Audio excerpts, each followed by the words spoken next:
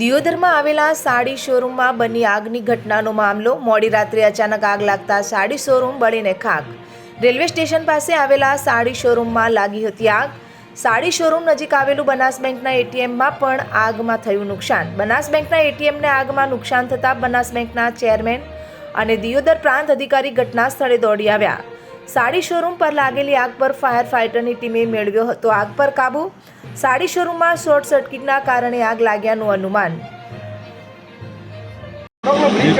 જે Arbuda shopping centre છે એમાં શોર્ટ સર્કિટથી આગ લાગી હોય એવું દેખાય છે. બાજુમાં જ અમારું એટીએમ હતું, પણ તંત્રની સતર્કતાના કારણે જે આગને ઝડપી આગ ઉપર કાબૂ મેળવ્યો એના કારણે અમારા એટીએમમાં અમારા વાયરિંગમાં થોડું નુકસાન છે, પણ અમારું એટીએમ ને અમારી કેસ સલામત છે.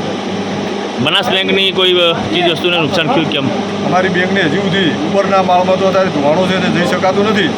પ્રથમ દ્રષ્ટિએ બેંકમાં હાલ કોઈ નુકસાન દેખાતું નથી, પણ ત્યાં અમે શટર ખોલી અને અંદર તપાસ કરીએ ત્યારે સાચી માહિતી મળે. દિયોદરમાં આજે અર્બુદા સાડી સેન્ટર છે, એમાં પ્રાથમિક માહિતી પ્રમાણે શોર્ટ સર્કિટને કારણે આગ લાગેલી છે. જેમાં સાડી સેન્ટર હોવાને કારણે ખૂબ મોટા પ્રમાણમાં કાપડ ભરેલું હતું, તો જેના કારણે આગે મોટું સ્વરૂપ પકડેલું હતું. અને સાડી સેન્ટરની ઉપર બનાસ બેંક આવેલી છે અને બાજુમાં બનાસ બેંકનું એટીએમ આવેલું હતું. તો બનાસ બેંકમાં કે કોઈ નુકસાની થઈ હોય એવું જણાતું નથી. એટીએમમાંથી બનાસ બેંક દ્વારા બધી કેસ રિકવર કરી લેવામાં આવેલી છે.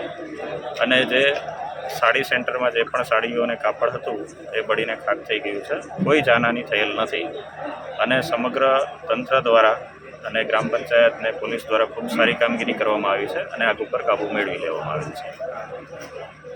ફાયર ફાઇટર આપણે થરાદ, ડીસા, ભાભર, થરા બધેથી આપણે આજુબાજુથી ફાયર ફાઇટર બોલાવેલા હતા અને સમગ્ર ટીમે સારી રીતે કામગીરી કરીને આગ ઉપર કાબૂ મેળવ્યા છે.